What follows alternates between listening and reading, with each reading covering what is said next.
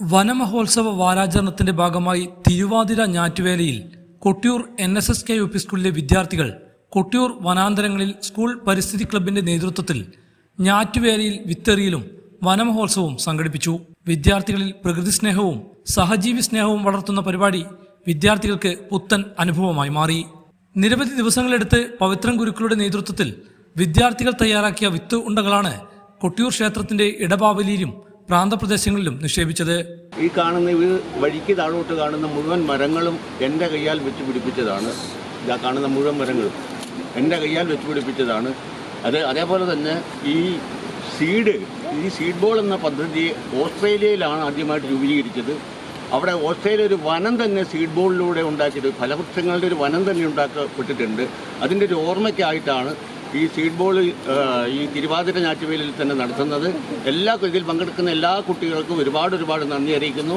ആഹാരത്തിന് വേണ്ടി കാടിറങ്ങുന്ന വന്യമൃഗങ്ങൾക്ക് വനത്തിനുള്ളിൽ തന്നെ വേണ്ട ഫലവൃക്ഷങ്ങൾ വളർത്തുക എന്ന വനം വകുപ്പിന്റെ പ്രവർത്തനത്തോട് ചേർന്ന് നിൽക്കുന്ന പ്രവർത്തനമാണ് കുട്ടികൾ കാഴ്ചവെച്ചത്. കേളകം അസിസ്റ്റന്റ് കൃഷി ഓഫീസർ അഷ്റഫ് വലിയ പീടികയിൽ പരിപാടി ഉദ്ഘാടനം ചെയ്തു. സീഡ് ബോളിനെ കുറിച്ച് പറഞ്ഞു അല്ലേ? വിത്തുണ്ട എന്ന ഒരു പ്രസ്ഥാനം, ഒരു പുതിയ ആശയം അത് ഓസ്ട്രേലിയയിൽ തുടങ്ങിയെന്ന് പറഞ്ഞു. നമ്മളിവിടെ നടപ്പിലാക്കാൻ പോവുകയാണ്. നിങ്ങളിലൂടെയാണ് നടപ്പിലാക്കുന്നത് അല്ലേ?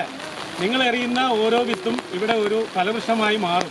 ഭാവിയിൽ നിങ്ങൾ വലുതാകുമ്പോൾ അല്ലെങ്കിൽ പുറത്തുനിന്ന് ഈ അമ്പലത്തിലേക്ക് വരുന്ന ആൾക്കാർ നിങ്ങളെറിഞ്ഞ വിത്ത് മുളച്ചുണ്ടാകുന്ന ഫലവൃക്ഷത്തിൽ നിന്നും ഒരു ചക്കയോ മാങ്ങയോ എന്തെങ്കിലും ഒരു ഫലം കഴിക്കും. അതിൻ്റെ നന്ദി നിങ്ങളോട് അറിയിക്കും. നേരിട്ട് അറിയിക്കില്ല, എന്നാലും അവരുടെ നന്ദി അവരുടെ മനസ്സിലുണ്ടാവും. നിങ്ങൾ എറിയുന്ന ഓരോ വിത്തും നല്ല മരങ്ങളായി മാറട്ടെ, നല്ല പരിസ്ഥിതി സ്നേഹികളായി നിങ്ങൾ വളരട്ടെ. School head Mrs S Sumitha, പരിസ്ഥിതി പ്രവർത്തകരായ KP Mohandas, NE Pavithran Gurukkal, TD Raji teacher, PK Prajina, Shaji K, SRG convener Jisharani എന്നിവർ സംസാരിച്ചു. 5-ാം തീയതി ആകുമ്പോഴത്തേക്കും നമ്മുടെ തിരുവാതിര ഞാറ്റുവേല അവസാനിക്കുകയാണ്. ഒരു ഞാറ്റുവേല തുടങ്ങുന്ന ആ ദിവസം മുതൽ 15 ദിവസത്തെ ദൈർഘ്യമാണ് നമുക്ക് ഞാറ്റുവേലയ്ക്ക് ഉണ്ടാകുന്നത്. അതിൻ്റെ ഇടയിലാണ് നമ്മൾ ഈ 27 ഞാറ്റുവേല നമ്മൾക്ക് മൊത്തത്തിൽ ഒരു വർഷം ഉണ്ട്.